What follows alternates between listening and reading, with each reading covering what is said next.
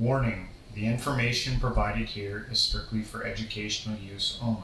Use of psychedelics can have negative side effects and in some cases may even be lethal. Viewer discretion is advised. Alright everyone, welcome to another episode of Choral Living. Tonight we have a special guest with us. You're not going to see his face because he doesn't reveal himself, but he's got a great YouTube channel called 434, and we're going to discuss his channel and everything that it's about. But let's just say hi to Peter, who runs the channel. Welcome, Peter. Welcome to the show. Hi, Peter. Hi, thank you for having me. It is great. I've been going over your videos on YouTube. They are wild. There's a lot of deep metaphysical content on there. I think maybe the best way to start getting into this might just be for our Choral Living audience out there, would be to just tell us a little bit about what is 434 all about? So 434 is, as explained to me, it is an equation that governs our human reality. And I discovered it by receiving, for more than 17 years, I was receiving synchronicities that were increasing in frequency and intensity. And I got to a stage where I was desperately looking for answers, and it so happened that I was looking for a medicine for my depression, and I took magic mushrooms, psilocybin mushrooms, and suddenly I was contacted by some entities that I didn't know, I didn't understand what was going on, and I started looking for answers. Turns out that this is a quite frequent phenomena. Many people are contacted by psychedelic entities from other realms. We are being contacted by them in many states. One of them is NDE, so near-death experience. Some people do it in meditation, but people who contact these spirits or entities in psychedelic state usually call them machine elves, and this is a term that was coined by late Terence McKenna. I think both him and his brother came up with this name, and it's a very accurate name because these entities are like bionic, difficult to describe, like bionic robots, and they hold the keys to this reality. They know the answers, they know me, they know how we operate in this reality. They are like a metaphysical Google search engine. They have answer to every question, and they told me that 434 stands for three words: love, joy, and hope, with the corresponding number of letters in them, which is 434. Okay. And yeah, that was quite revealing. They also they showed me a logo, which is, again, three figures, four edges, and the three edges, which is, square, triangle, square. So basically, they gave me the whole thing, and that was just the beginning, because afterwards they gave me explanation of what human life is about and how everything evolves around the 434 equation. So basically, when they told me all of this, I decided this is important. I need to start recording and writing down everything. And every time I would trip, I would just turn on my phone and record everything they were telling me. And eventually, I ended up with tens of notes of pages, and I decided I need to tell people about this because these messages were really important, and they were working. They were very important universal messages that are very difficult to find anywhere else. So I started a YouTube channel, and the rest is history. The channel blew up. I was immediately censored by YouTube. But once my videos started getting millions of views, Facebook deleted my page. Oh. So, yeah, the whole thing is crazy because people don't know this, but I should be now on millions of subscribers because I was getting 1,200 subscribers a day from YouTube alone. And there is a big effort from big tech and mainstream media making sure that nobody knows about what they're telling us, because what they're telling us is very important. These are universal truths that change lives and empower us. So we're being censored left and right. Some of us are getting into serious trouble. So I'm trying to be very careful, and I'm dancing around what I'm allowed to say, what is okay for me to talk about. And occasionally I find out things that get me in trouble. And that was the case at the beginning of this year, 2022, when I discovered a few videos, a few transcripts of people who know what this reality is about. People basically who don't have their memory deleted at birth. We all have our memory deleted. We don't remember where we came from. Some of them come with the memory intact. They know everything. And what do you mean by that? That it's deleted at birth? What do you mean by that? Like, well, do you remember where you came from? Yeah, no, but how are they deleting their memories? No, that's just you're saying that for any human being, when they're born, they have amnesia from where they came from. Oh, okay. Yeah. All right. So basically, this the 434 equation is what governs our reality. But for me personally, that was a big it was a big mission statement, because they told me that they contacted me for a reason. They said, we've been meaning to contact you because we need you. We need you to empower as many people as possible with our messages, and your job will be to start a social media YouTube channel. We're going to tell you what to do. And they basically gave me a script, like a YouTube manual as to what my videos should look like, what kind of music I'm supposed to do. They told me the whole thing. And as soon as I did this, it went viral. And they've been directing me ever since. They've been telling me every time I do something wrong. And it's been an amazing journey. It's been almost 4 years now. It's going to be 4 years in October. So how did you, can I ask you something? How did you fall into it initially in the beginning? Like, you said you took magic mushrooms, but were you expecting this to happen? No, one day I watched, I watched Joe Rogan talking to Amber Lyon. She's an ex-CNN host who went through the same process as I did. She basically got herself into a position in her life where she was exhausted, being a part of the corporate machine. The same thing has happened to me. After 13 years of me working for big corporations, actually the biggest corporations on the planet, I discovered that this is all a joke. This makes no sense. It's basically a slippery slope to suicide.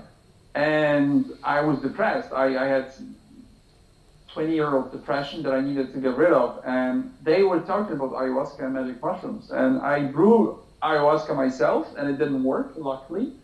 And the next thing was me getting access to mushrooms. And within 1 week, I had mushrooms. And I took them because I wanted to cure my depression, which happened within 1 hour. I was cured within 1 hour of taking mushrooms, but suddenly I started seeing and hearing these entities, and they were, they had shapes. They're mainly close-eyed visuals, but these entities were giving me answers to existential questions I had my whole life. They knew personal things about me that nobody knows about me, because obviously the first reaction when you talk to people is that this is a hallucination. And I was struggling with this idea myself for a long time until they started predicting the future and started putting me in contact with my deceased family members who were telling me things that I had no way of knowing. They were telling me things that happened before my birth. They told me things about my other family members that I had to check with them, and everything checked out. So the whole thing became very serious.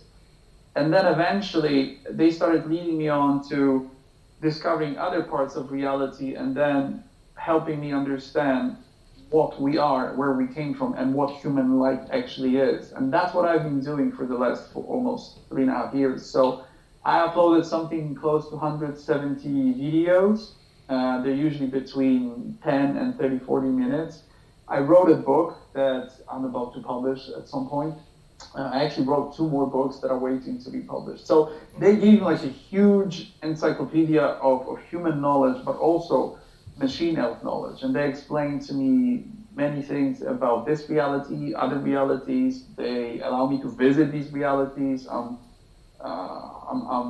testing different kinds of machinery and devices that they use. It's a crazy journey that's way beyond what we should experience in this reality as humans.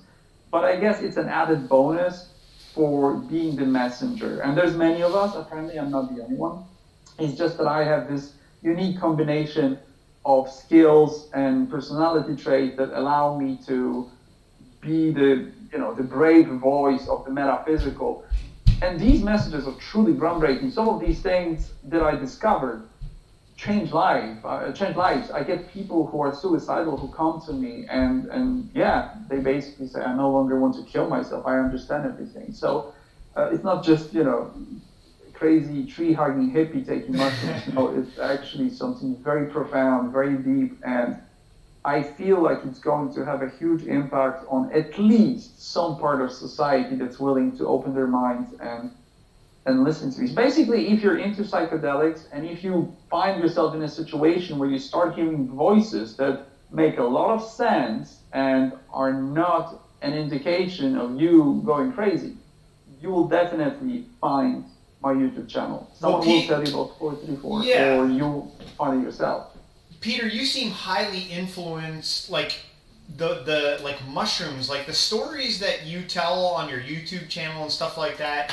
They're familiar, but usually it's people taking a more potent psychedelic like DMT or something.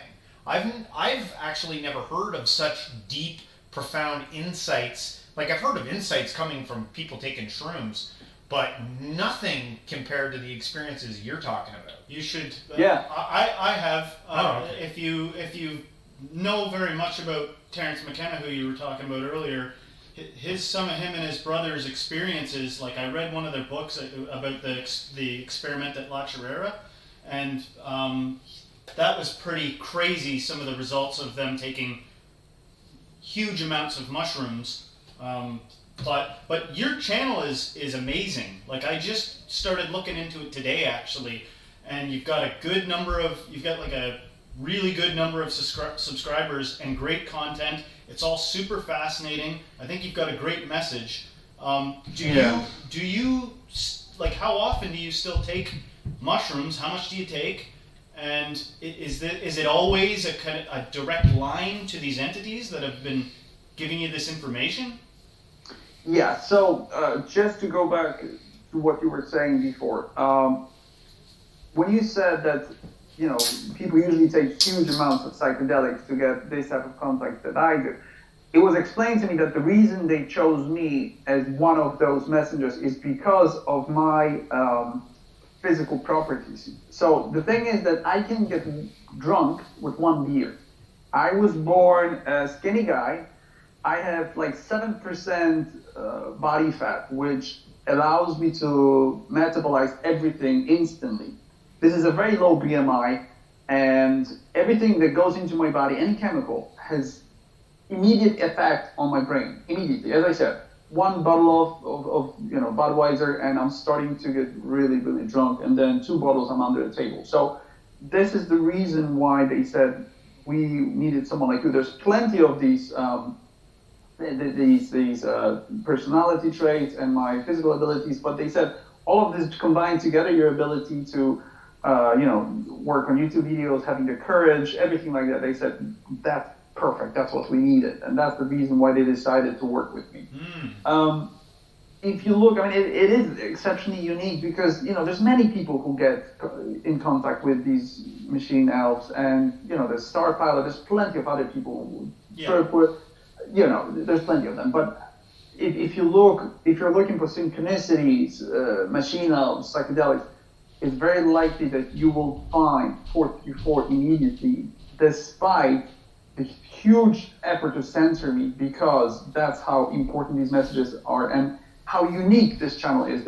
I don't think there's anybody else doing what I'm doing. People are trying now. I inspired a lot of people, but when I started it, I was the first one who was actually building the niche of machine elves on YouTube, and I feel like 434 monopolized this space. So basically, their mission, it looks like they achieved what they wanted. I mean, it's still a bit problematic for me, but that's what they wanted. So you're asking how it's possible that I can have this deep, profound communication with them.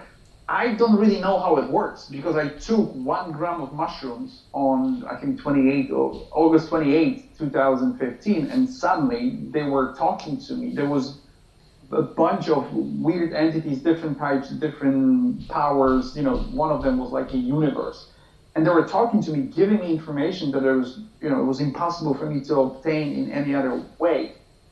But it's because I can have this balance of contact and psychedelic insight, but it's not overwhelming my body, my system. So they said there is a sweet spot where your body is not hallucinating, but you open the portal where you can talk to us. And they said you can achieve it easily with 0.5 gram. And that's what I could do. I could take 0.5 gram and I had a full-on blown trip. There's absolutely no issues with I never hallucinate. And it's amazing because I have a clear contact, I have a clear head, I'm not tripping like normal people do. I basically channel messages. I decided after my first trip that, 1 gram is amazing, why not give it a go and try 4 times as much? It's gonna be 4 times as amazing, right? So this is when I discovered what it feels like to have a regular trip for a normal person. And it was a nightmare. It was I think, 8-hour trip, but 2 hours was an ordeal. I was dragged to hell and back. I made a video about this, but 2 entities showed up physically in my room, not closed eye visuals. No, 2 entities showed up right in front of me, and they said, we're gonna teach you now how to respect mushrooms, but first we're gonna show you what it means when you disrespect them. And they locked me in an insane place for 2 hours where I couldn't get out for weeks. If anyone knows about time dilation on psychedelics, you probably know what I'm talking about. Been there. I was raped by weird, dark entities. It was a horrifying experience. I almost went insane. And that was the moment when I realized how I need to use mushrooms, because this is not a toy. It's serious stuff. It's medicine. It's so many things, but it's not a thing you just take when you go to Burning Man. You need to respect it, especially in my case, right? So it comes with a lot of... everybody's different there, Peter. Sorry to... Of course. I just wanted to throw something in here. I totally understand what you're saying, and I believe you when it comes to what you're saying in terms of your metabolism's different. For you, you can take a respectful amount, maybe 1 gram, whatever it is, and have access to these entities. And that's not the case for everybody, but because I've found that with cannabis with myself. I know people that can smoke like Snoop Dogg, and with me, a very small amount, and I'm having a religious experience. Absolutely. The time dilation thing is very real. I've had that happen where I look at the clock and it's 11:02. I turn my head and face a manipulating universe, and then turn my head back and it's 11:03. Like it's all making sense. And if you've got experience with psychedelics, you're gonna be able to understand a little bit of what you're saying. Just right now. I just felt like I could say that. What you said is absolutely true, because my job at the moment is making sure that when I work with someone, I find out first what their threshold is, and it's easy for me because I know what it's like to be a person whose threshold is very low. So I can easily categorize them, whether they are supposed to take 0.5 gram and then discover the depths of themselves, or they need to go into 3-4 gram trips and then see if they can even feel anything. So I learned that a long time ago. So are you helping people? Do people come to you, phone you, and say, "Man, I need help"? And so are you kind of like a spiritual practitioner? Of course, yes. Yeah. When all of this went viral, people started coming to me saying that they need help. And Machine Elves told me that my main job in this reality is to be negativity deflecting shield for people, and I'm supposed to be a guide. It's kind of a metaphysical guide who helps people with their problems, with psychedelics, that kind of stuff. And after 2 or 3 years of people asking me to start doing this, I decided to start offering consultations and meetings, right? I meet with people and I talk to them like I do to you now, over the phone and on other platforms. And I've been doing this for almost 2 years now, I think a year and a half. It's a donation-funded service. It's something that I came up with to support myself and the channel, and it's amazing. It's so much fun for me to help others. It's so fulfilling. It's absolutely incredible. Sounds rewarding. You've got some awesome merch, by the way. If you check out your merch at the bottom of your channel, it's really cool. Thank you. So I'm trying to, it is a bit of a problem for me because at some point, actually 3 years ago, I decided that it's going to be my full-time job. I quit my corporate career and I started, 434 full-time. And it is a bit of a problem because it feels like it takes away a bit of a credibility from 434 because I ask for donations and I sell merchandise. It looks like a scam to some people, and people have been accusing me of that for some time. And I'm looking for methods of trying to detach the financial aspect from 434, and I'm trying to somehow, there would be so many more easier ways if that was if you've got the level of intelligence that you're displaying, why would you choose, this as the scheme or whatever? I don't. You need to understand that most people do not have the level of awareness and intelligence that most of us have. You need to understand that people with psychedelic awareness are at the top of the IQ curveball.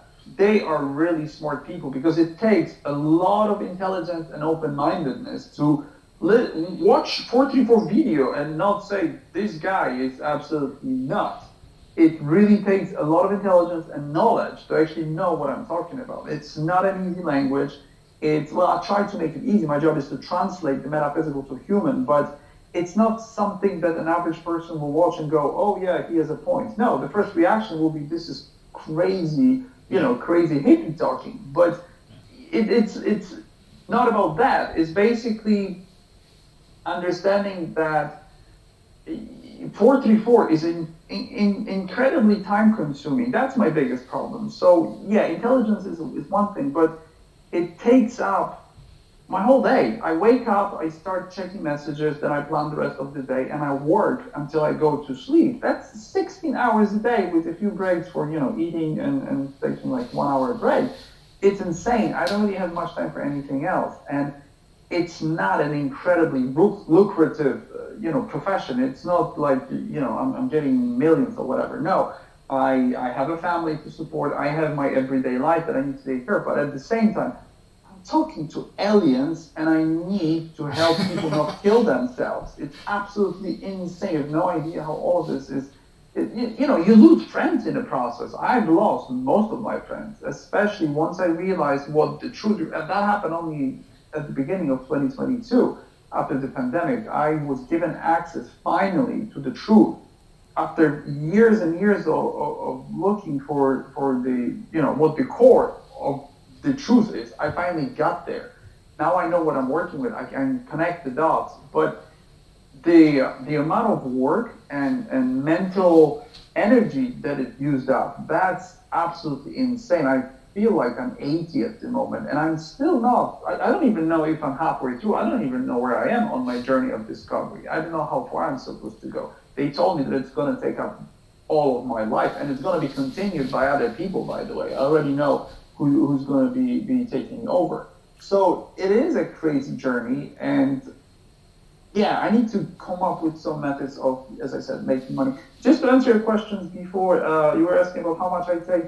I don't take that much anymore because these trips are getting more and more intense and more difficult. The more knowledge I have, that's the problem with this machine of transmission, is that this knowledge is organic, it's alive. It's not like I wrote the notes and everything stays the way it was. every new message ties into another message from the past and changes it. And then it creates a whole new connection for new messages. This thing always evolves, always morphs into just something like everything else. else in reality. Everything in reality is constantly changing and updating. Everything. You know even what? Concepts. I wrote, before I started 434, I wrote a book about nutrition, and that was a pretty straightforward process. It was quick and easy. And I wrote that book, it was done. There was no problem. Before that channel, I had other viral channels with tens of millions of views that were viral. They had huge impact on society. At least in England, there were some very important things that I did. But that was easy. But when it came to this psychedelic metaphysical stuff, that thing is out of control. There's absolutely nothing that I can do about it. That's one of the reasons why I've been writing the book about machine health. The book is now 250 pages, and there's no end in sight. I cannot finish it because every time I trip, I get new messages that change the whole book because everything's being, it morphs into more, I would say more, not reliable, but something more closer to the truth, you know? Yeah. And every trip, every message changes many other chapters. It completes them and it changes the meaning again. So the book is partially about the messages, but also my own conclusions, and these conclusions change a lot. So I started removing of them as much as I can, and it's still complicated. So I take mushrooms at the moment, maybe 4 or 5 times a year, so maybe once every 2 months. And it's a problem because once I take mushrooms, I need to stop everything and I need to get all the messages. It takes a few hours. Then I need to transcribe everything. That takes usually a few days. And then I need to unpack all the uploads and make videos, and that takes a few months. So by the time I'm finished, I need to take mushrooms again because every few months you feel like you need to take them again. It feels like you're tired again, like you're losing energy. People usually know what mushrooms do to you. It's like NZT-48 in Limitless with Bradley Cooper. That movie, I think it's about psilocybin. I think it actually shows what it does because it makes you incredibly intelligent. It connects you with other realms. And not for everybody, not necessarily for everybody, but for you, right? Like the same way that you metabolize it, and it kind of opens this whatever gateway to these entities. Not everybody gets that, and they do. That's one thing that happens to almost 95% of everybody who takes mushrooms. Even if they don't get the insight or the contact, it does something to the hormonal balance, something to do with serotonin, dopamine, and people completely reset their brains usually. And it was proven scientifically. Right. I thought I was just referring to the I was confused. I was referring to the entities. In fact, no. That's very unique. I'm collecting people who have that access. There's a few of us. I talk to thousands of people, and I'm looking for them actively. And the moment I find someone, I know immediately because number one, they use the machine of language. It's very specific. The moment I hear it, I know that they don't speak human. They speak very funny, like almost artificial AI language. That's why people argue that this is, you being possessed by artificial intelligence demons. And I'm like, no. You're talking to Lambda. Yeah. No, I'm just kidding. Basically, they try to come up with their own theories. But the moment I see that language, and these people use that language, I'm like, okay, that's legit. And then we start comparing notes. Turns out that we have the same messages, but some people have different aspects of the same message. And then we start building let's say one particular aspect of human reality, let's say human origin. So I know this bit and they know the part of the story that I haven't received yet, and then we merge it, and then we have a bigger picture of that, and then we can use it to make an update video. And it's more like when we work collectively, it gives us an amazing insight into what human reality really is. And by the way, there are people who are real shamans, people who know much more than me, and they don't want to share that knowledge. They very often get in touch with me. They tell me where I make mistakes.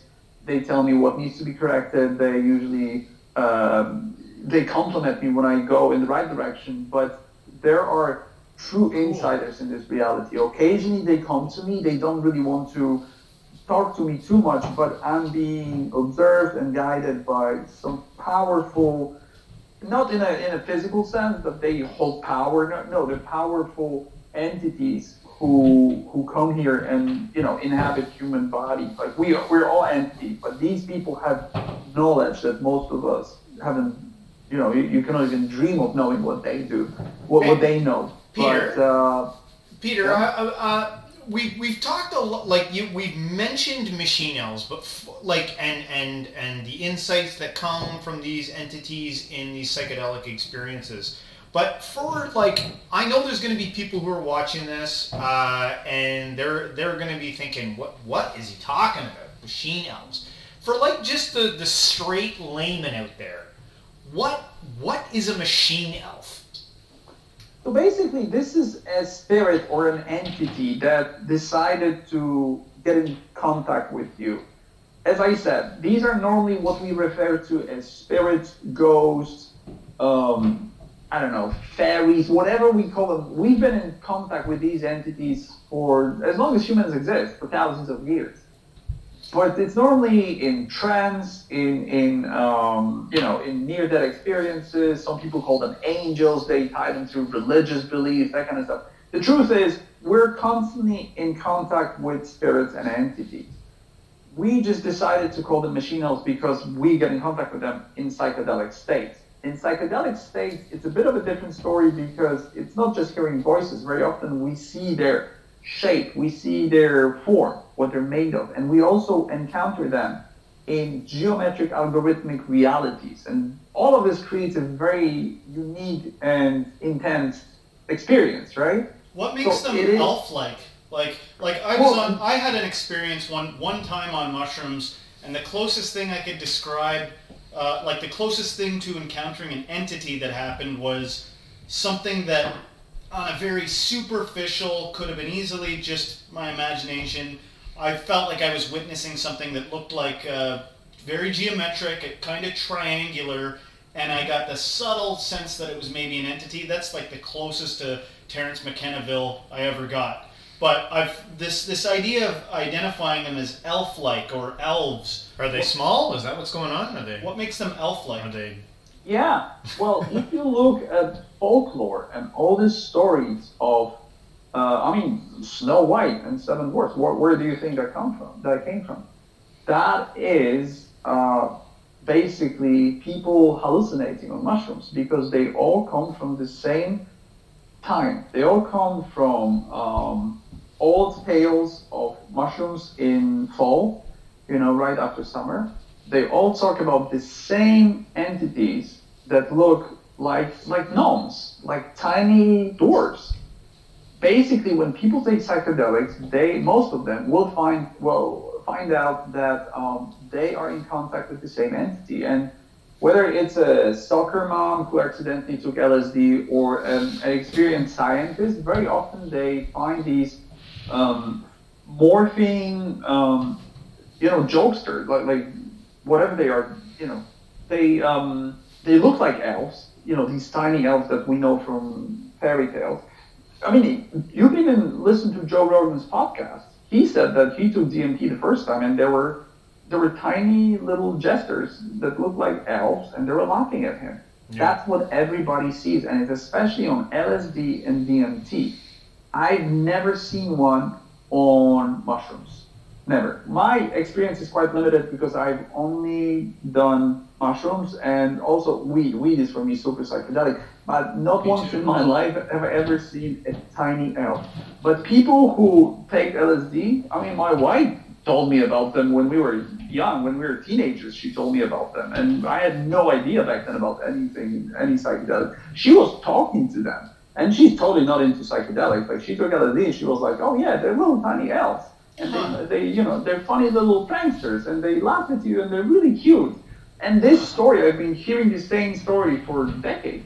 But the thing is that I think Terence McKenna decided to call them that because his experience was very unique and very different. And for some of us, they're not really elves. They're more serious. So I do occasionally see machine elves that look like tiny mushrooms, like I would call them electronic mushrooms. They look like robots, bionic robots. They have a form of a mushroom, but they look like tiny little insignificant beings. And you take that being on your hand, and it tells you like a thing that you were thinking about for 20 years, and suddenly you have the answer, and it's like goodbye, and it just goes away. And depending on what you're pre-programmed to think, I can tell you exactly what certain religious people are going to think. They're going to think, oh, they're demons in disguise. They're demons disguising themselves as cute little things to come confuse you. That's true. Yeah, that's true because there's a lot of prejudice, and I just uploaded a video, religion versus spirituality. That should explain. I was shocked myself when I collected all the arguments, and I'm like, whoa, religion is evil. Like, I didn't realize it, but I wrote that video. Kind of dysfunctional. Like, absolutely crazy how possessive religion actually is. And it's because I made a video because many people come to me saying that they're in prison of religious ideology that they were indoctrinated with, and they need an escape, and they're like, tell me about spirituality. So I did it a few times, and I was like, okay, enough is enough. I need to tell people about this. Religion is dangerous, right? But let's not concentrate on these people. That's not important. I don't really discuss this with people who are not willing to understand what I'm saying, because it's a waste of time. You will not change anyone's mind if they don't want to open it. Smart. I basically concentrate on people who already know what I'm talking about or are curious enough, which means there is a reason for them to come to me, so that I can tell them what it is. And that's what I do. So everybody knows them. People who have access to psychedelic experiences, most of them know what these entities look like, and a big majority of them, I mean, even Alex Jones, he talks about them like, small little elves, because that's what most people see. For people like Terence McKenna and like me, Star Pilot, we see it differently. We have access to a completely different energy form that they are willing to present to us. And they told me that they take a piece of us and they create their shape for us to have something to attach the communication to. So they said, we take a piece of you, and then we use the divine energy, the so-called rainbow river, and we create our image for you. And I guess it has a lot to do with who's transmitting the message. And I think people like, there's a guy called, I think Andrew Gonzalez, his name is. I had him on a podcast, who actually categorized the type of a vision and what type of a psychedelic realm you go to, depending on the type of a psychoactive substance and the intensity of the experience. And it's really interesting because it's universal. Like you can compare your experiences, and you'll be like, yep, that's exactly what happened. That's what I took. That's where I went. Yeah, I've heard that. Yeah. There's a lot of the same kind of thing. It's, people that I've never met saying similar experiences, and I think they found that like crazy when they were first experimenting with DMT. The crazy thing is, the amount of shared experiences and knowledge that we get, because it's physically impossible. There's not a single case of shared hallucination in human science. So it means it doesn't exist. You cannot have the same hallucination. Yet somehow, there's plenty of people who get on machine-level spaceships, and they all look the same, and they talk about the same experiences. I mean, Star Pilot, she's a pilot who's flying these. She's a metaphysical pilot flying these spaceships. I've never heard of that person. Yeah, who are we talking about? So most people who watch 434, they know that there's a girl who she found me. She came to me saying, listen, I'm actually piloting these spaceships on mushrooms. And That's amazing. Said, you're the only person I know. She said the same. She said, you're the only person I know who knows about machine-level spaceships. Now I have a lot of people who come to me with these experiences. I mean, Star Pilot is the only one who's the pilot. She's the only one who's flying these spaceships. She actually knows that they're alive. They have souls, and they have missions. They're alive. They're entities. Are we seeing her when people look up at the sky and see UFOs? Are they seeing Star Pilot? No, that's very different. She basically has the same experiences as the rest of us, and she goes deeper. She actually connects with these spaceships, and she can fly them. She's the actual Wow. metaphysical pilot. She can fix them. It's insane. That is This is crazy. so. You have no idea what. Well, we recorded a lot of videos together. There's even a video called, Machine of Spaceship. But the thing is that it's impossible for us to have the same experiences and see the same entities. Occasionally, we meet the same ones. There's this one entity. I think it's called the Egyptian god Ra. The purple That girl? one entity. What's that? Is that the purple lady? There's one that I've heard of that more than one Yes. person has seen. The purple So, lady. that's another one, but there's one, the Eye of Horus, the one with the beak and the bird's head. It's absolutely crazy that everyone gets visited by that one entity. There's a lot of, oh yeah, of course, Mother Nature, Mother Gaia. Everyone gets visited from her. That's crazy too. Like, for some reason, everybody gets visited by that. I'm missing And- out. What's that? I said I feel like I'm missing out. I maybe I'm. Yeah. I want to see. Who doesn't want to see elves and stuff? But I don't know. It's actually quite it's not good, because I get people who come to me saying that they're taking insane mushroom doses. I know a guy who took 30 grams Oh my god. because he was so desperate to get in contact with them. And the truth is that they told me, the first trip, they told me, we contact you. It's not up to you to get in touch with us. And if you try to break in, we will punish you. Right. And that's what they do. And unfortunately, many people don't understand that they need to be very careful, because it's a sacred process, a sacred substance that you need to be very careful with. It's, in the wrong hands, and, in the wrong dose, you could end up in a hospital. People end up doing crazy stuff. There's your disclaimer right there. Yeah, there's your disclaimer. Watch out, everyone. And of course, mushrooms can be dangerous. That was like my fourth or fifth video. I said, mushrooms can be dangerous. And I myself went to a place that could have really made me insane. It's only because I once overdosed THC. That was the only time where I really regretted taking edibles.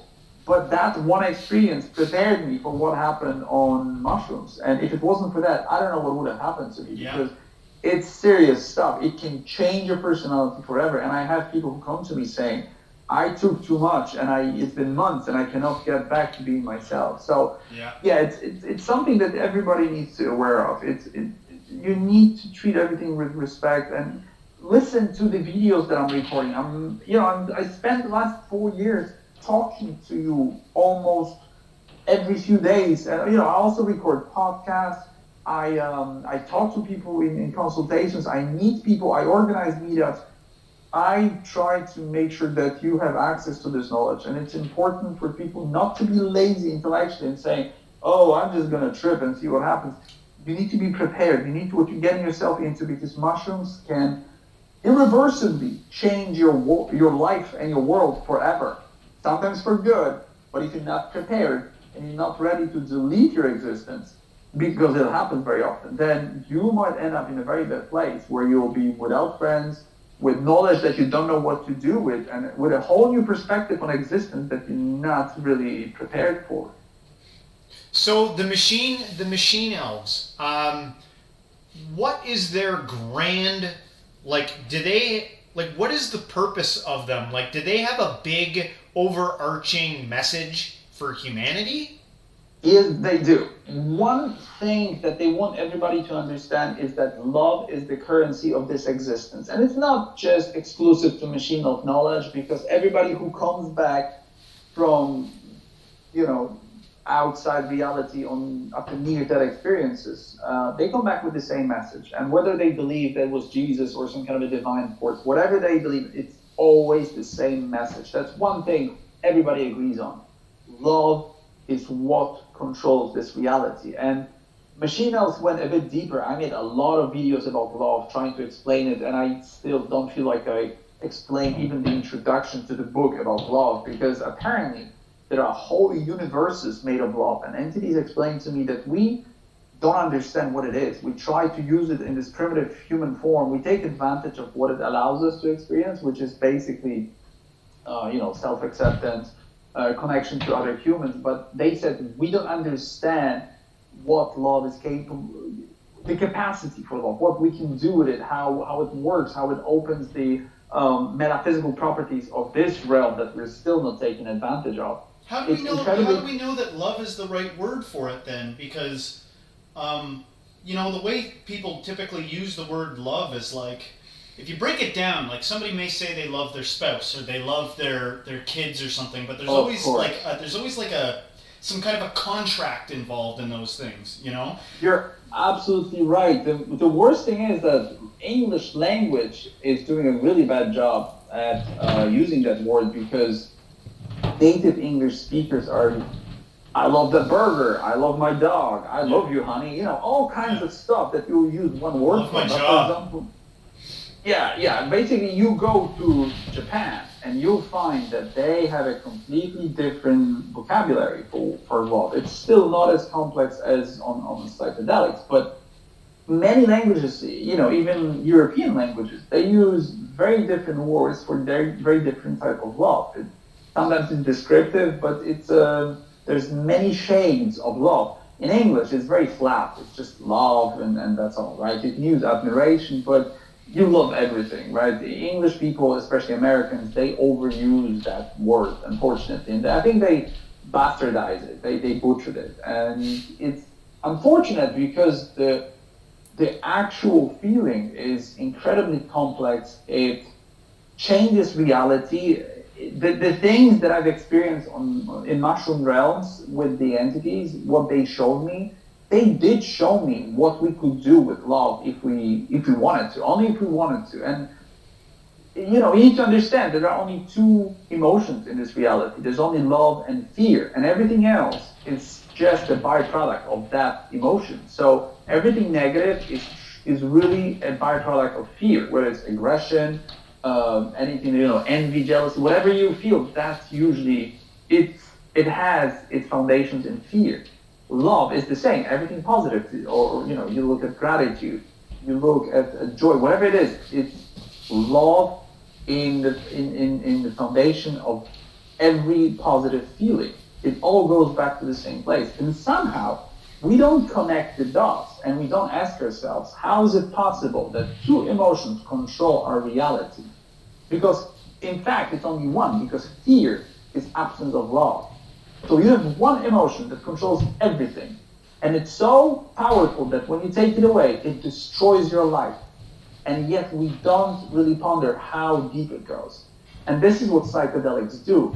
Unfortunately, human body is a very potent filter in transmitting love, but at the same time can be used as an amplifier, as an enhancer, and we don't really take advantage of it because it's difficult. Our conditioning and the controllers of this reality make sure that we don't have access to it. They do a very good job at distracting us. Are they informed by some kind of evil entities or something like that? Like what?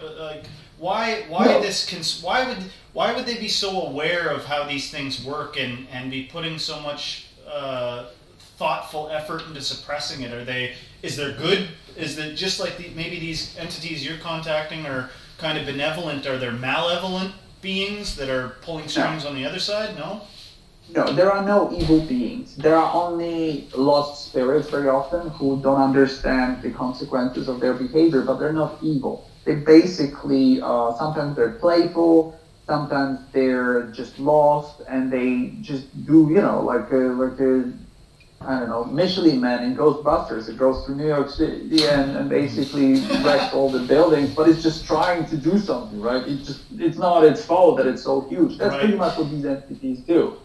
But when you're asking about the people who control this reality, or entities who control this reality, imagine if you wanted to create a place of incredibly intense training capabilities. Imagine you want to create a perfect Navy SEALs training. What are you going to do? What are you going to fill those swimming pools with? Marshmallows and jelly beans? No. You're going to fill it with barbed wire and mud, right? That's pretty much what training is about. Every time you want to complain about evil, look at what the pandemic did to us.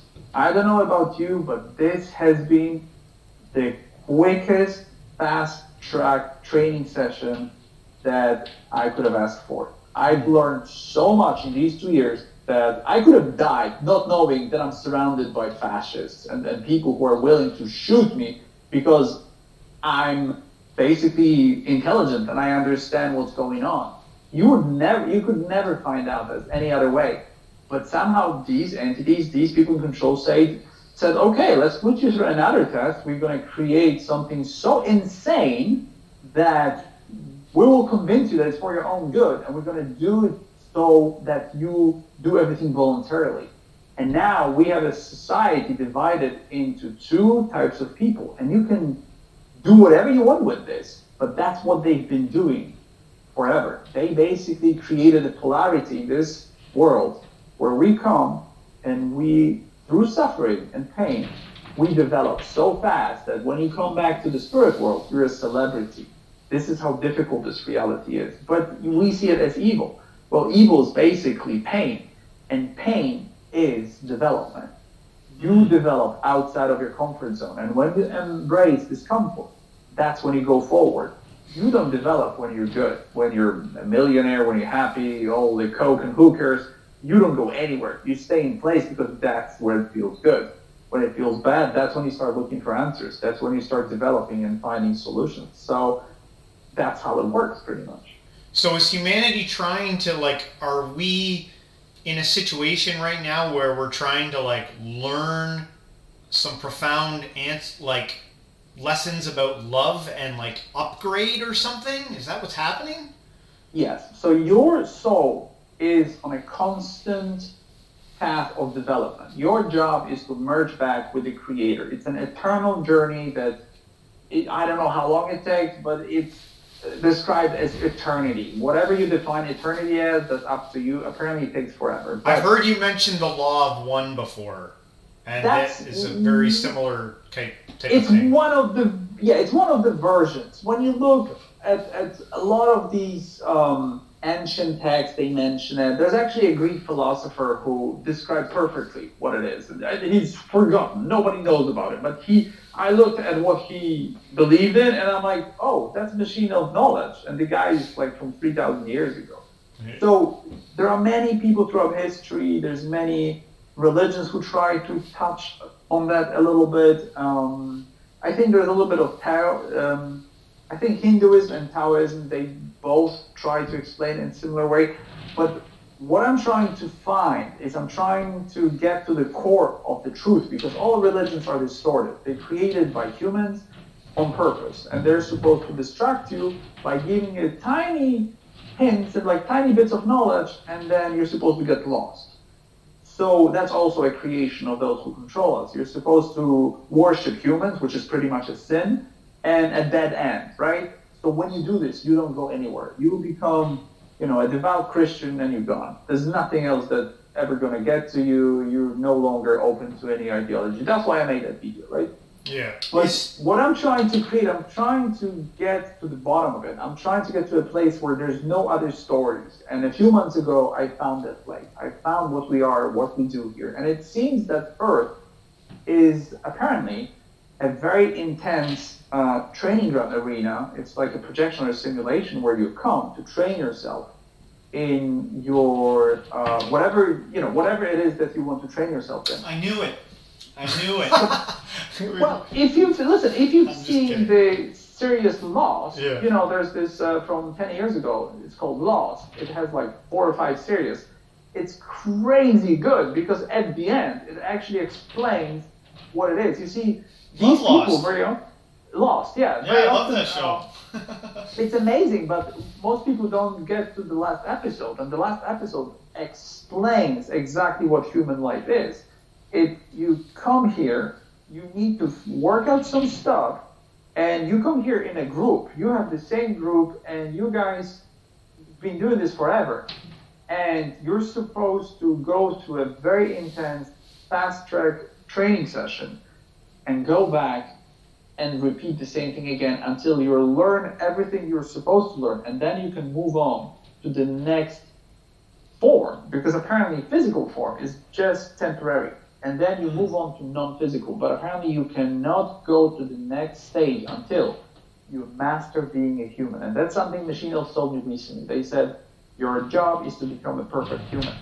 And when you think about this, what does it mean to be a perfect human? Well, it means no longer be bothered by human reality, something we all struggle with. We're all here because we are not good at being human.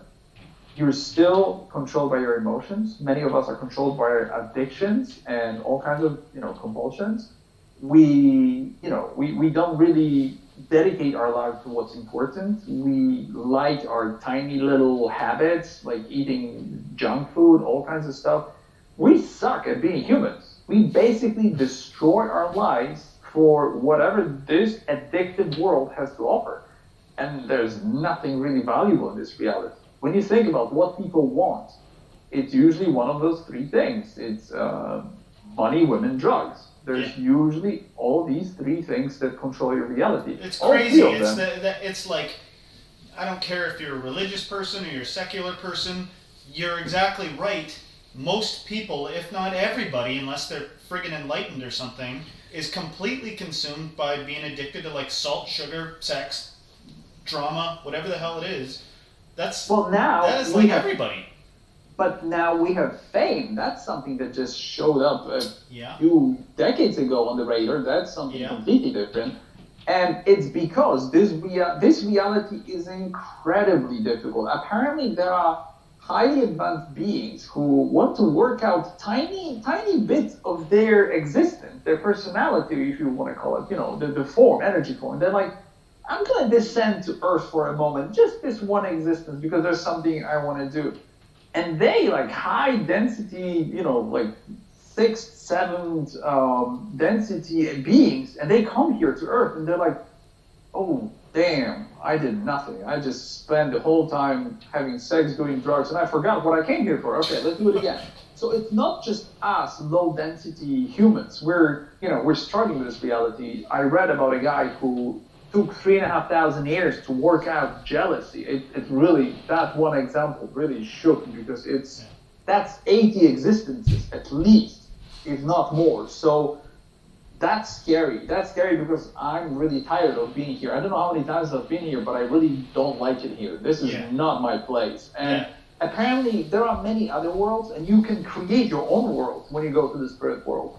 But Earth is so low frequency, so dense, and so crazily addictive that if you pass the test here, you're a super being. You're someone who's ready to go somewhere else. But many of us repeat the same thing over and over again because it takes many times to go through this. That's why we have reincarnation.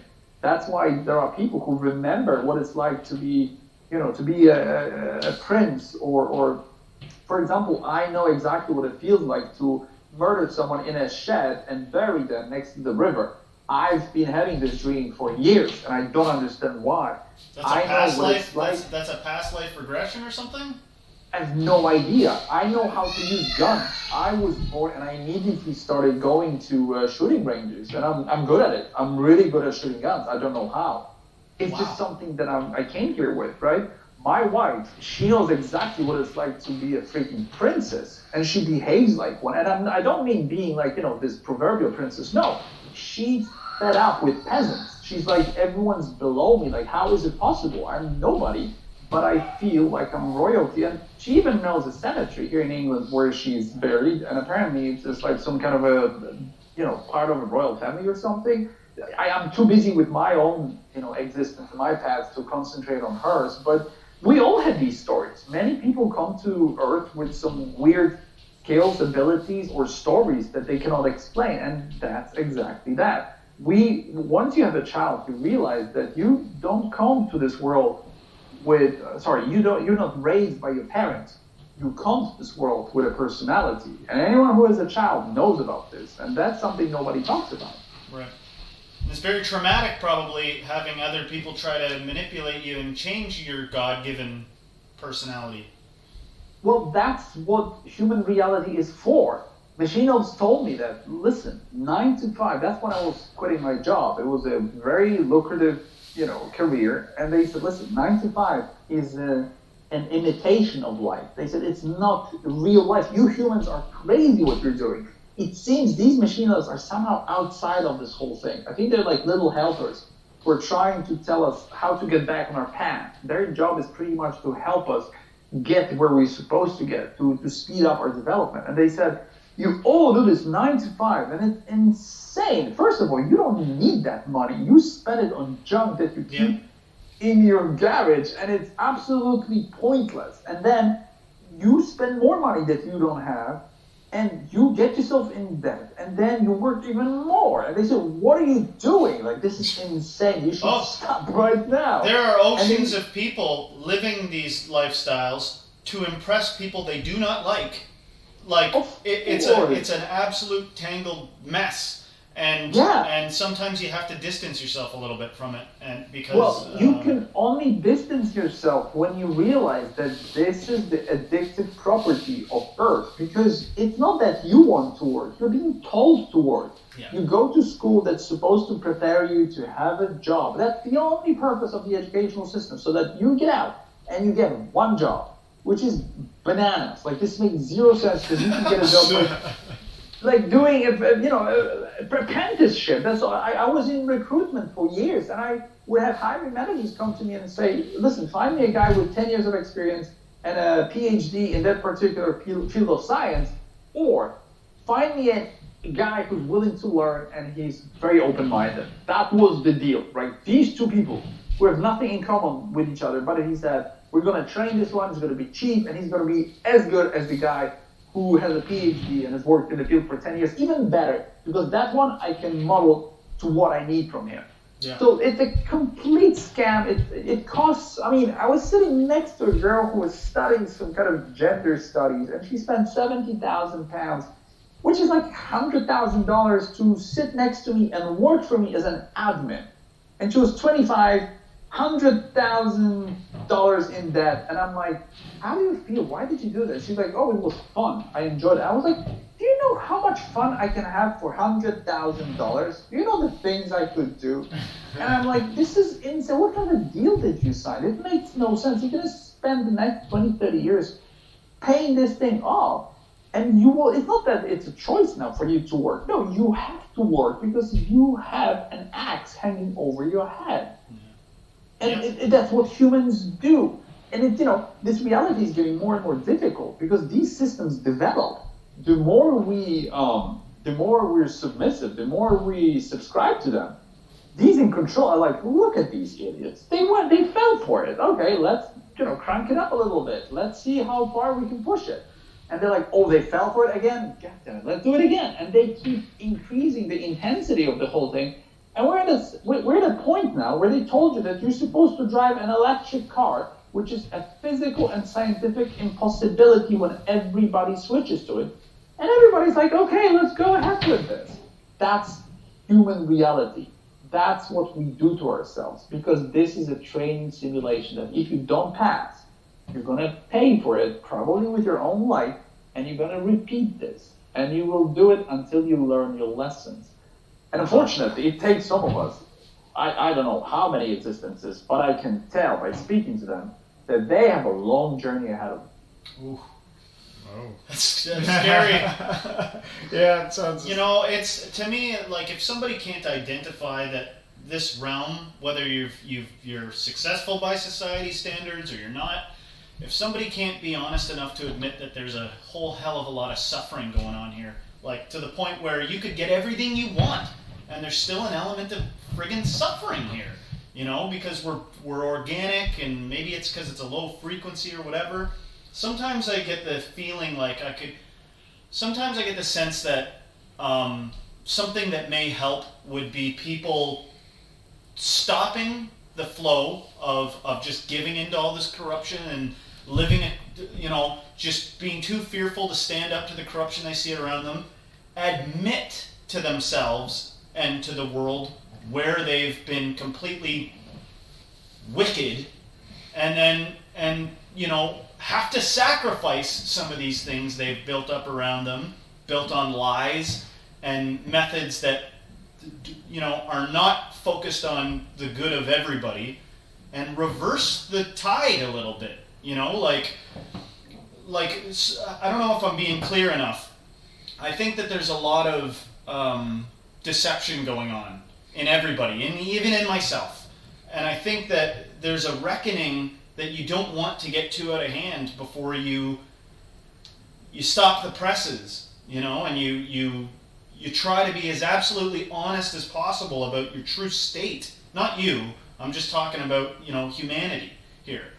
How are we supposed to know what's really going on, and how are we supposed to really end our suffering that seems to go on in this realm if we lack an ability to be honest about how we really think and feel about things, what the definite objective truth is?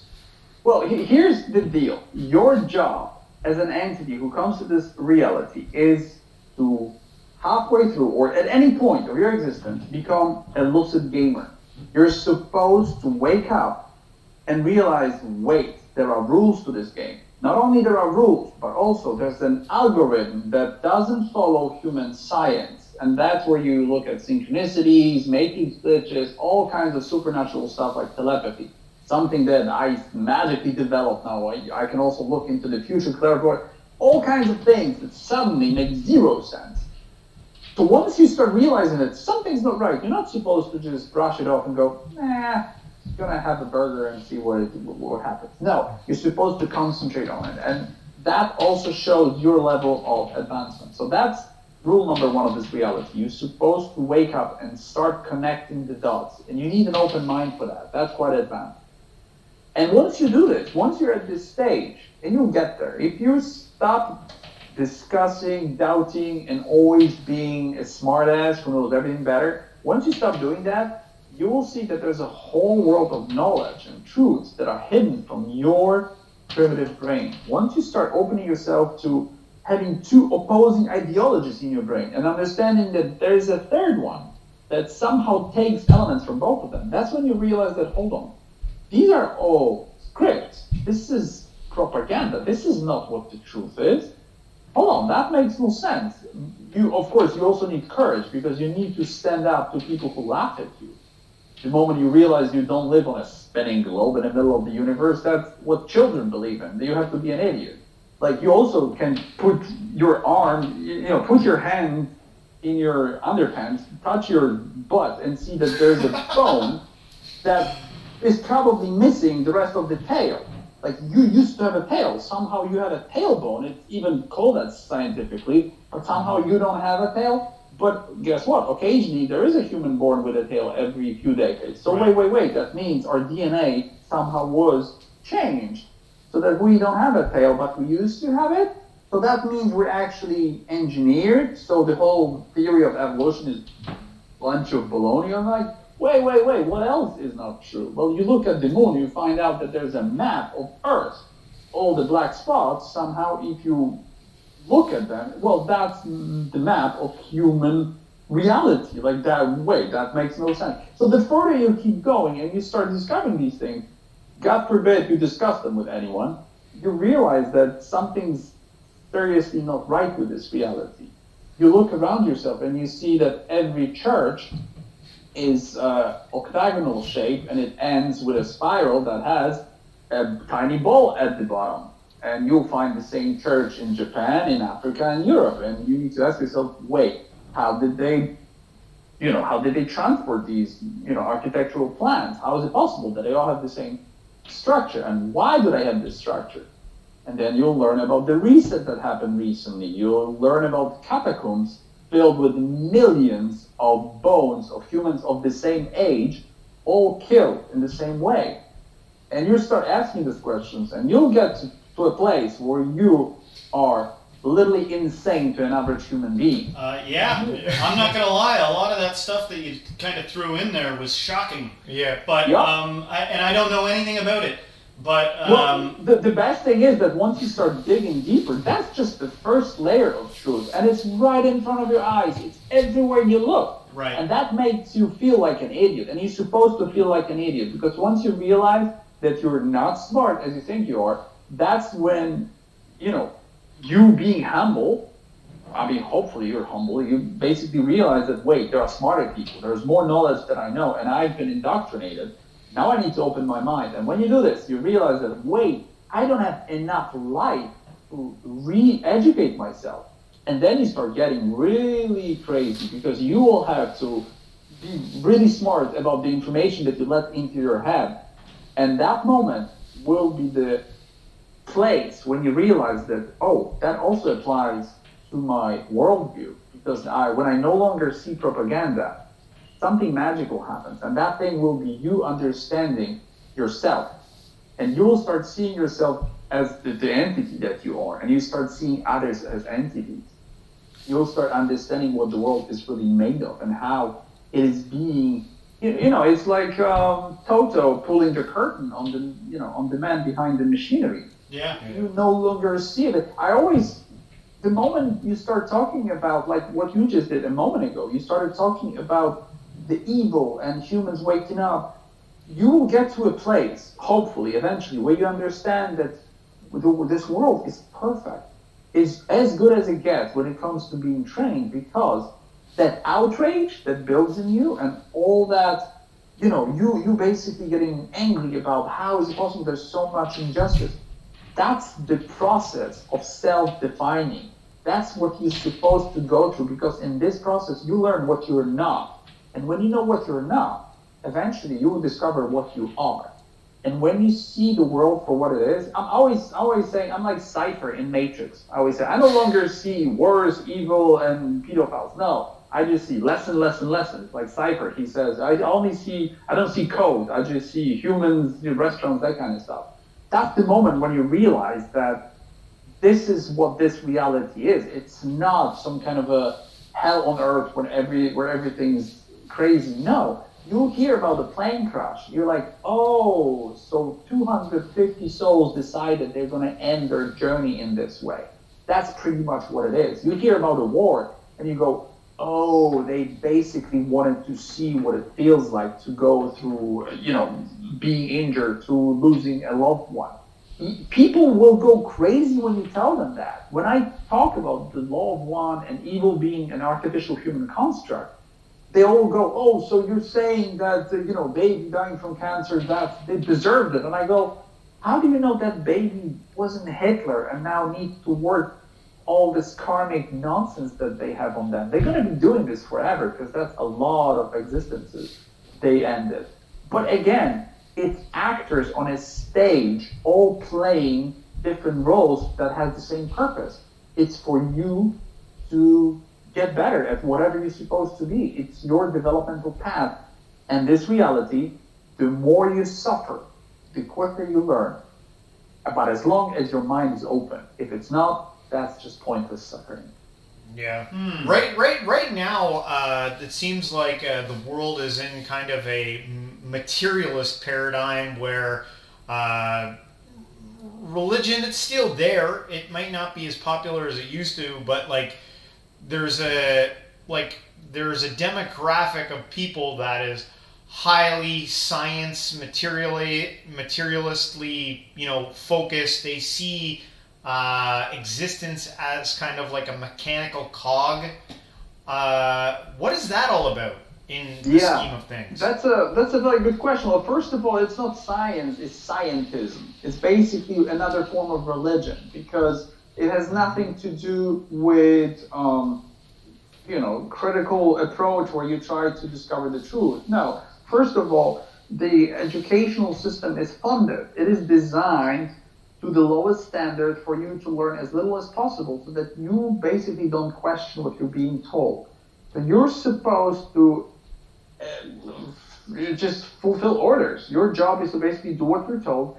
And the best example is medical establishment, where if you want to become a doctor, you will go through these 5 years of college, whatever, then you become PhD, whatever. But throughout all this time, you will have a few hours of nutrition lessons. Your knowledge about nutrition will be marginal. There will be none of it. You will know nothing about nutrition. But what people don't understand is that food, number one, is supposed to be and used to be your medicine.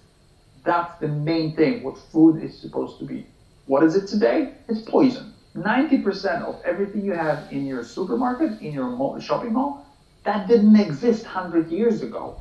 You really didn't have all of it. And yeah, there's like paintings of what, a grapefruit might have looked like 100 years ago or something, and they've been genetically modified to look more appealing, probably be sugarier, That's not the biggest problem. I mean, how many people eat grapefruit? Most people eat processed meats. They actually eat only, I think it's like 5 groups. They're wheat, soy, palm oil, then you have sugar, and what else is there? Well, that's basically what it is. If you look at food, I mean, compare a cheese sandwich, tomato and cheese sandwich, and spaghetti. What is it? It's the same food. It has different form, but it's the exact same ingredient list. It's wheat, pasta, and cheese. And it's just prepared differently. But you eat, you eat it for, this thing you eat for lunch or breakfast, the other thing you eat for dinner, right? But it's the same food. You eat the same food over and over again. So, you don't even need to go far to realize that if medical establishment is controlled, then everything else doesn't matter. The rest of science, if you want to call it science, it's the same model of functioning. You're being given textbooks, you learn it by heart, and then you repeat the same mantra. That's why people believe that, diseases, or there's plenty of diseases. No, there's one. It's your autoimmune system going, what do you want me to do with this donut? That's pretty much what every disease is. Right. It's like, that's all it is. It's your immune system going, screw it, I'm done, I'm not going to do anything else. And it just gives up on you. That's how your body works. You're feeding it nonsense. It's like pouring pudding into your car and expecting it to be, Lamborghini. That's pretty much what we're doing to ourselves. Like, your body looks at this and goes, what am I supposed to do with this? I cannot really heal your wounds or fix your arteries with, with three bags of Haribo gummy bears. Like, there's nothing we can do with this. It's junk. So that's pretty much what we do. But when you talk about scientists, immediately I hear crooks. There's no real scientists, because if you do real science, you're never going to get tenure. You're not going to get given the license, or that license is going to be taken away from you. And that pandemic, again, that showed us what real science is. The difference between science and scientists. Real scientists are in their basements. So, we're going to change gears just a little bit here.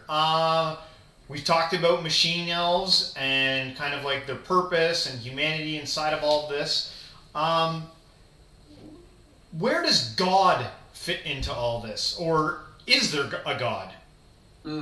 That's a very difficult one, because when I uploaded this video about religion and spirituality, I realized that there's a very important distinction between, digital hippies like us and, devout Christians who live in the, Bible Belt or whatever. They believe in a bearded man in a sky. We know that someone controls reality. That's the difference. And we're right, pretty much. We know that there's a creator. We acknowledge him, her, it, but it's not a bearded man in the sky. Is it duality or non-duality? No. There is a creator. The whole theory of existence apparently is that the entity that is everything that it doesn't control, it's basically something that exists. There's only one entity. It decided to divide itself, to fracture itself into like tiny fragments. So it divided itself into different universes, and these universes were divided into different worlds. These worlds were divided into tinier managers, or sub-gods. They created the realms. It's difficult to say if there is a God, but apparently there is a manager of this reality, and I met him. I met something like a manager. The first time I asked for contact with God, I met a guy that looked like Richard Branson, and that's probably the image I was expecting. And they said, we can talk one day. And I saw on the horizon that there is something incredibly powerful. And that guy was in charge, and he said, yeah, I'm in charge here. I'm in charge of this dimension. And I'm like, are you God? And he was like, you call me many things, but no, I'm not God. I'm basically this entity that controls here, all of it, right? Yeah. But I saw in the background something I didn't have access to, and I was like, okay, that explains to me everything. I'm gonna make a video about this, and I made a video about God. That he's not really what we think, right? Yeah. And that's the manager. If you look at the history of religions and what we used to worship before the reset, it used to be the sun. And I think, I don't want to go into this, I'm going to make a video about the sun soon, but apparently that's our God, that's our manager. It has a metaphysical form of the sun, right? Just a quick disclaimer. Yeah, if you were to look into the sun and the science behind solar everything, you'll find out that this is a ball of energy not far from us. It's tiny and it has some weird properties that we don't understand. So that's the science, the real science, right? So that's the thing. But next time, I think years or months or years later, I decided I want to meet whatever this energy is. At that time, Machinos have been talking to me for so long about the energy. I said, I want to see what energy is. And they said, well, we'll show you when you're ready. But one day, they were like, okay, we're going to show you what the energy is. Are you ready? And I said, I think I am. And they said, you're not, but here it goes. And they basically switched off my consciousness. They erased my existence. That's something I've never experienced. The only time I experienced that, I just ceased to exist. Everything went into ego darkness. death. Is that ego death? What's that? Is what you're describing ego death? No. I went through ego death. That's something completely different. Many people talk about no longer being a human, and they call it ego death. Well, I've never been in a state where there was nothing but not colors, nothing. It's like you go to sleep, but you know that you're still awake. It's super difficult to experience and to explain. But that happened for a moment, and that was followed by that energy that showed up, and it was so. It's just the most powerful experience I've had on half a gram of mushrooms. Again, it was so overwhelming and so weird and intense. There's nothing that compares to it. And it was this rainbow river of energy, and it told me everything's made of me. I'm in everything. I'm it, and it was just. I mean, keep in mind that before I met an entity that was as big as a universe, that energy was bigger than that. It's impossible to describe it in human words, but ever since I experienced that, I know that everything in this reality is a part of it, and we're a part of it. So when you call it God, it's such an offensive understatement that it's absolutely ridiculous, because it's mainly because of what we decided to call God, right? Yeah. You go to a church, you pray, whatever. From my perspective, that thing we call God, it doesn't exist. It's a fairy tale that was invented to distort reality, but also to lead us in the wrong direction. And people who worship God, I mean, if you look at Jesus, Muhammad, Buddha, they were all humans. They were alive. And we have stories confirming that. Whether they're real or not, that's a different matter. But we had a Muslim guy on that, maybe I'm just too dumb, but it's almost sounded like the way he was describing Allah was almost like just a different way of describing source or yes, rock bottom. Yeah. There's many Muslims who watch 434 videos and they go, "You're right, brother. That's how it works." So many times you'll find people who actually no, but it's not about them being religious. It's about them understanding reality. They're either very open-minded or they're very advanced, and they see this, and they just decided that in their country, that's how we see God. That's what I'm going to subscribe to. Had they been born in, let's say, I don't know, Russia, they would have believed in this different kind of God, right? It's just a coincidence that that's how they see God. But the truth is that these religious people, those who say they believe in God, you talk to them, you will see that the level of their awareness is very, very low. Like, these people use religion as crutches not to go anywhere further. They decided, I'm just gonna stay here. I'm gonna take this label. I'm gonna put it on myself. I'm whatever, Christian, whatever.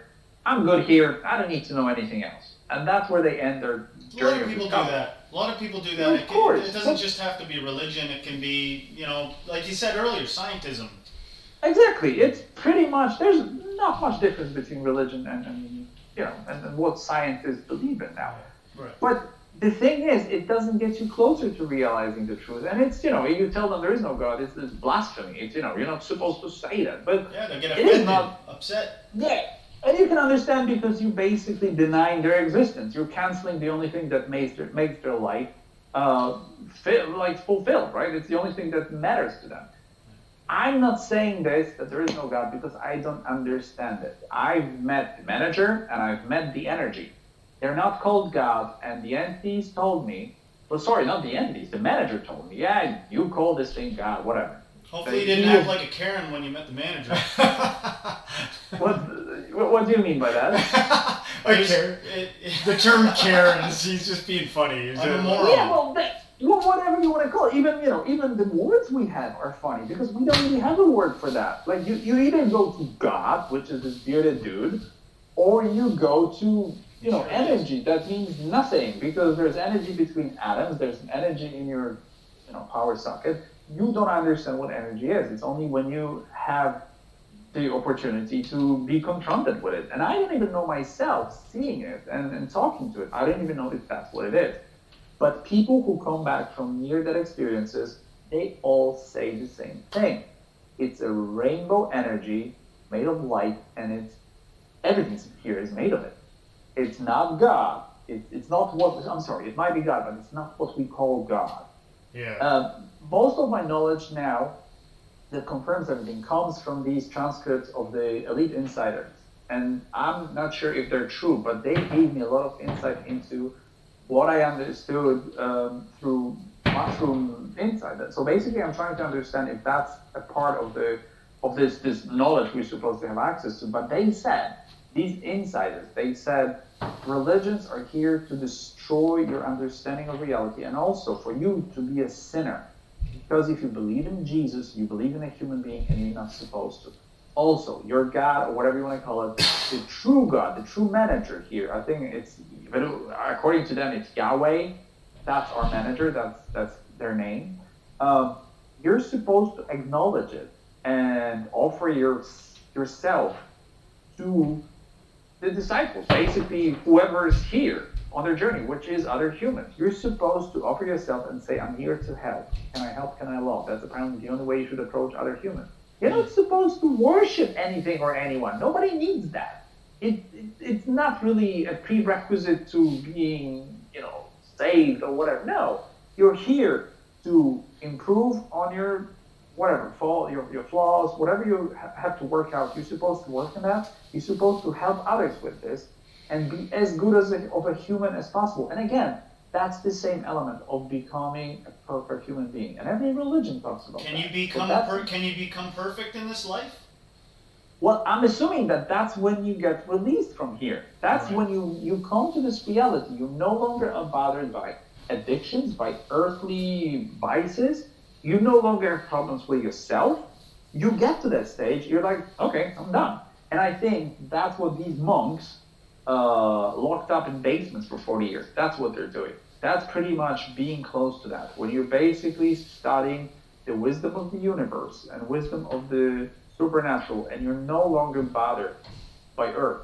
You basically don't have a problem being on Earth.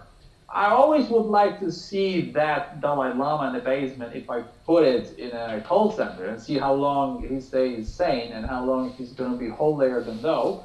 Like, I'm assuming at some point they must have gone through this phase of getting angry, working in a corporation or whatever. Yeah. But it's difficult to say what the religious purpose here is. I see religions as distortion of truth and as a distraction. That's what I see it as, and I don't like the word God anymore. Does the term Christ consciousness mean anything to you? Yeah, well, apparently, according to the insider, Christ was one of the entities that came here. It decided to come to Earth and give us all the information that we need so that we can develop. Well, there was a problem with Earth. So the story in the Bible apparently is true, that we had paradise and we didn't really develop. It was a problem. Like, we were just happy, enjoying ourselves. We were going nowhere. And the manager of this reality, Yahweh, turned to whoever's in charge of this part of reality, like, I don't know, the Council of 12 Wise Men, whatever, one of those, I don't know what it is. Everybody who comes back from NDE, they talk about the same Council of Elders, and the Insider talks about that too. So I'm assuming it's real. They decided that we're going to send highly advanced, higher density beings to introduce polarity, and these people are Luciferians, right? They came here and they started messing things up in a way that creates, they're wreaking havoc on Earth. And they're doing a pretty good job. We must admit, we're developing nicely thanks to them, right? I was born in a family where my grandmother went through 4 concentration camps. I was born in communism. Now we're going back to digital communism. It's working pretty well. We're going to be poor, and you own nothing. You'll be happy, right? So it's the same thing over and over again. That's what they're doing.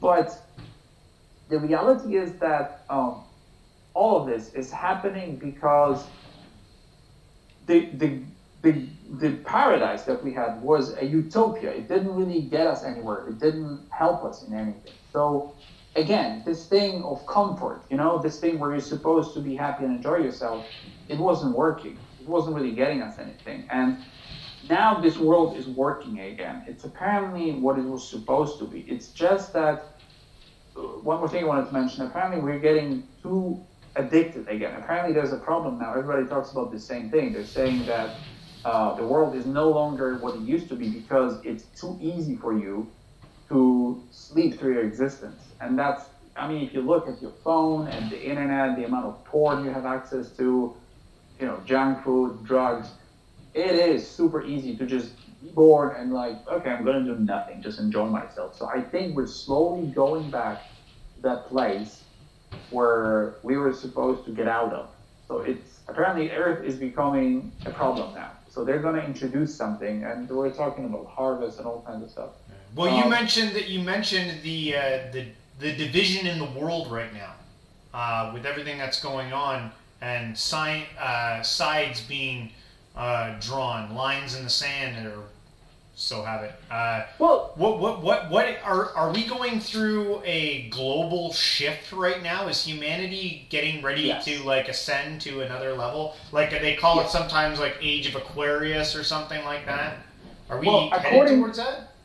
I don't want to give too much attention, too much time to these insiders because there's 5 scripts, 5 transcripts. I don't know if they're real, and my Facebook page got deleted after I uploaded that video. So I'm assuming there is some truth to it, but I'm not sure if it's true, if it's not another distraction. There's layers of propaganda and misinformation. It's misinformation within misinformation. So I don't want to go down that path. Yeah. All I know is that it ties into a lot of other things. It connects with a lot of machine learned messages, a lot of NDE experiences, and people who have the memory. So some of it is true. It just goes a little bit too far. It feels too sci-fi. But okay, let's accept it for what it is.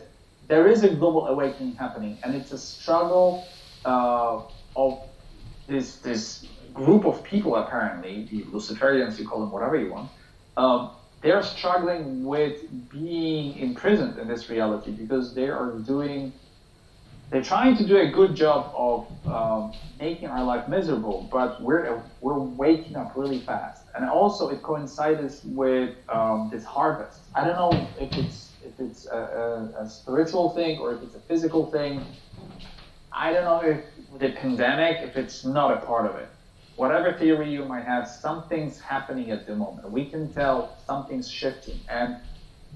And when the pandemic happened, I had my normie friends, my NPC friends, calling me up going, dude, you have the insight on this thing. Tell me, what's the intel? Tell me, what do you know? I need to understand because I'm clueless and I'm scared. So something shifted. Of course, they went back after everything was lifted. They goes back to calling me a tinfoil hat. That's the thing that they do. But something changed because it's much easier to talk to people now. And we talked in Star Pilot. We actually recorded a podcast about it. It's coinciding with the change of perception of time. It's something that I've noticed recently. I used to look at clocks when I was a kid because I couldn't sleep, and I know how long 1 second would take. And now I look at the clock, that second is no longer the same second. It's a completely different time unit. It goes really fast, and everybody's saying the same thing. The time has sped up. Like, I used to count days, now I'm counting weeks. And it's not a matter of age, because children notice the same thing. It looks like something has shifted. So there's a lot of changes in this reality that we don't understand, and we have no idea what's going on. We're basically trying to figure it out. But if you're not trying to open your eyes and get all this, contradictive knowledge, like the insider, the NDE experiences, that's what 434 is doing. If you don't have access to 434, you'll never realize what's going on. The first level of understanding of reality is you knowing the lies. That's why I put such an emphasis on people understanding that they're living a lie. That's why I started making these conspiracy videos that became a problem for many people. Because if you don't wake up, you will never get out of that little bubble of unconsciousness. You are like a machine of interesting things. Yeah, well, that's the thing. These interesting things are resonating with you for a reason. It's your intuition telling you, like, look, idiot, that's what you're supposed to go to. You're supposed to look at this. Don't watch Netflix. Watch this, right? Yeah. And it's funny because, for example, my history of working in offices was made for the first half was made of me sitting in front of a computer with an internet connection and no supervision. I was working for huge companies, and I was always doing the same thing, having nothing to do and having internet connection. And I spent years just researching stuff. I would go to conspiracy websites trying to understand what this world is about, and I spent years researching this. And it's not a coincidence. It was supposed to happen. When that ended, I was given access to mushrooms. But basically, the thing you were talking about, you were asking about the silicon being introduced into our reality. That's something I didn't answer before. That's what's happening at the moment. They're trying to merge us with silicon because that's how they will be able to control us. They have a big problem, these Luciferians. They have a problem, apparently, because they cannot get out of here. They're trying to, but they're not going to do this until they finish their job. And it seems like we're no longer interested in participating. We're again going to the paradise mode where it's not super cool, but the moment you put on virtual reality goggles, that thing is crazy. Like, this takes away your reality forever. You think phones are addictive? Wait until this thing takes over. It's going to take not 10 years like Apple, iPhone did. No, it's going to be a few months. It's crazy because there's already porn on it. If you haven't seen it, wow, wait for it. This is crazy stuff. Your body actually reacts to another human being. Like, you will not get an erection because you're in front of a naked stranger. And your brain's like, oh, we have a human in front of us. And you try to smell them and all kinds of stuff. You react them like you never did before. Like, you do this every time you meet a person in real life. You're not aware of this.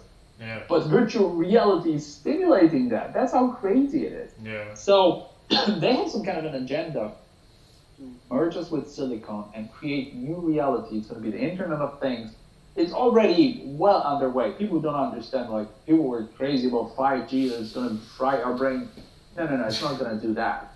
It's going to allow you to exist in the reality of instant communication. That's what 5G really is. It's supposed to connect your electric car. It's supposed to connect your microchip in your hand. It's going to connect everything. It's going to be one virtual reality, and you're going to be a part of it, because this headset is big. The Oculus Quest 2, that's a heavy, big chunk of plastic. No, it's going to be Google Lens. It already exists.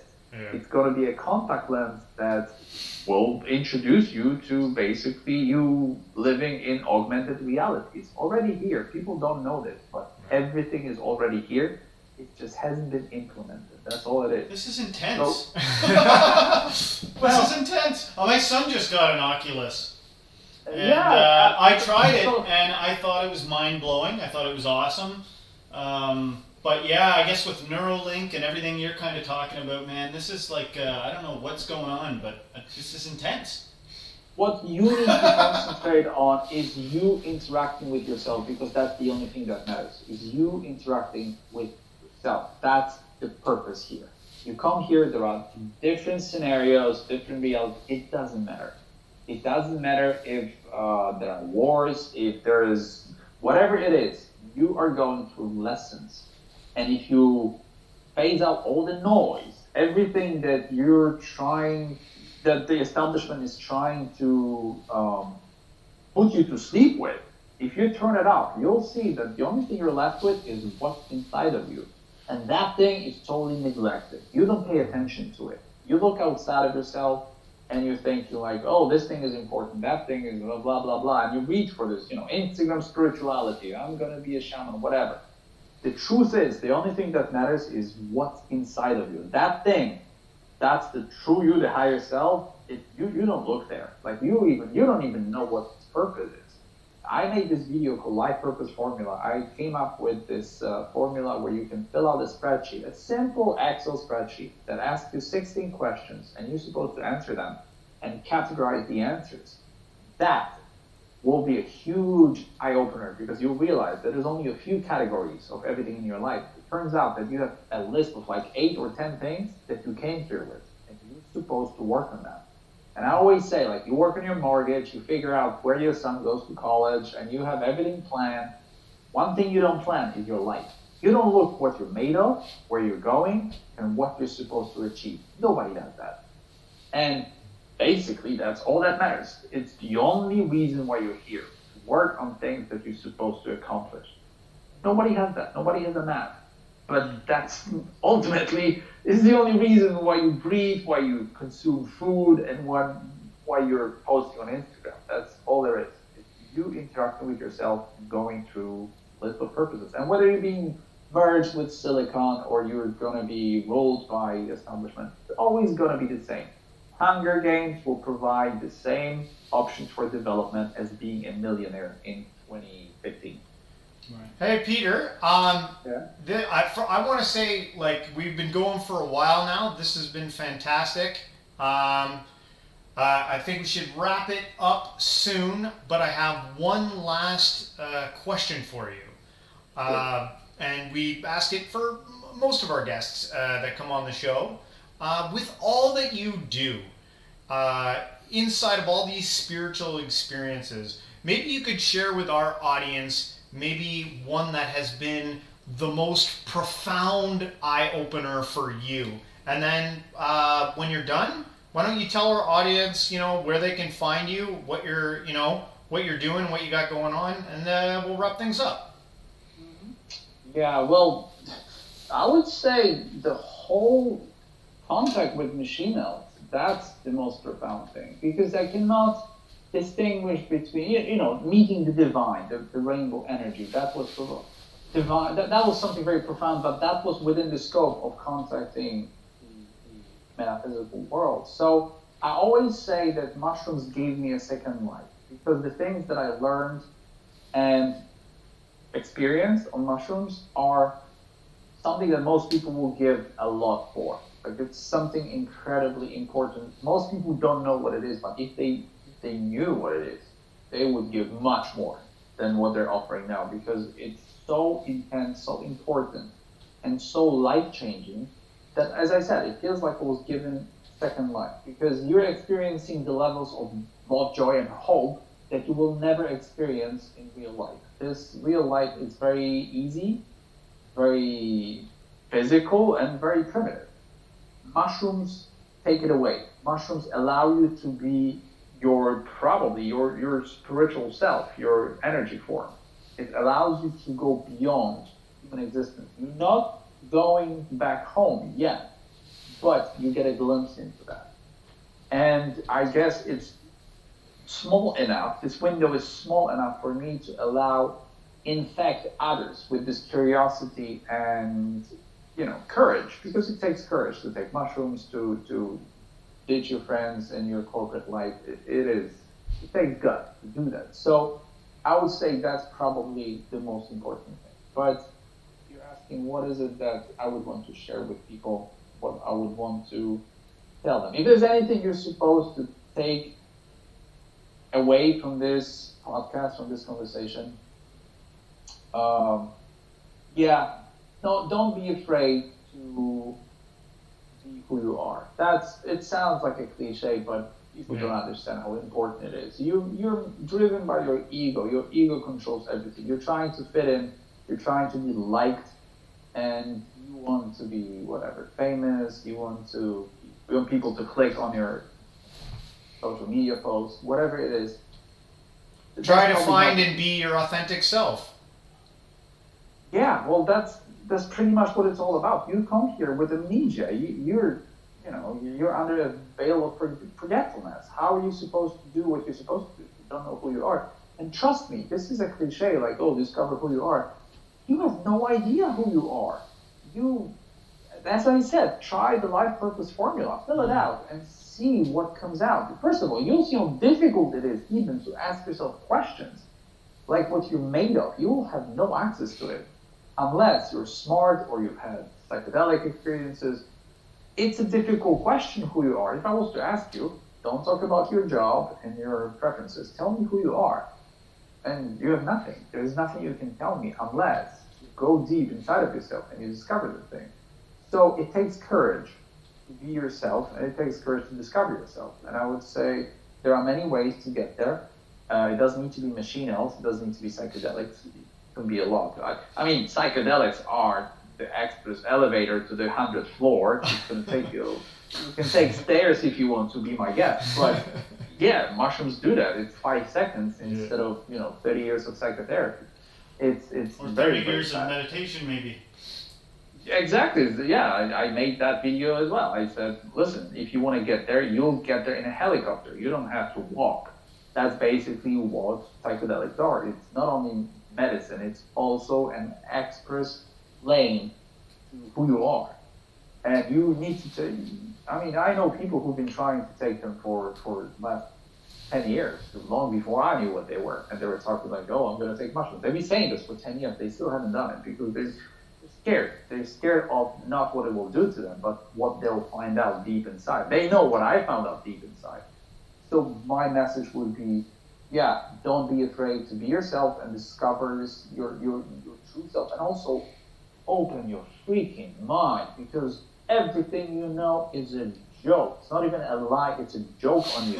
I just want to let you know that the new variant of COVID is called Ninja. Ponder on that. Yeah, interesting. We have a variant called Ninja. That's how funny they are. They're like, oh, they believe that? Let's give them Ninja variant. And people believe that it's true. That's Anthony Weiner's sending pictures of his Johnson to girls. The new president's name is Trump, and the new COVID variant's called Ninja. Exactly. And you watch the Johnny Depp trial while Giselle Maxwell is going to be behind closed doors and she's free to go. So that's pretty much. Yeah. This was super interesting, man. Yeah, I gotta say, thank you so much, Peter, for doing this. It was great. When's your book coming out? Hopefully it's going to be printed September, October time, because I decided I'm just going to close it. I'm just going to publish it no matter what. Whatever spelling mistakes, whatever incomplete messages, I'm just going to close it and print it. And unless we have some meteorites falling from the sky, I'm assuming it's going to be in a few months' time. And what's the title? Do you have a title yet? Well, that's a problem, because the working title is Machine Elf Encyclopedia, but it needs to be something that will sell, so I'll have to make it cute and sexy. I haven't figured it out yet, but I'll work on it. All right. Well, I'm called sure Cute and Sexy Machine Elf. Exactly. You got it. Yeah, thank you. So if you're interested in Peter's work, folks, you can follow him on his YouTube channel, which is 434, and he'll have all the links to all the other things he's got going on. You can support him through all his outlets there if you want. For our stuff here, all our stuff's in the description box. And if you guys liked the show, don't forget to hit the subscribe, like, share with a friend. And everybody, until next time, Stay spiritual.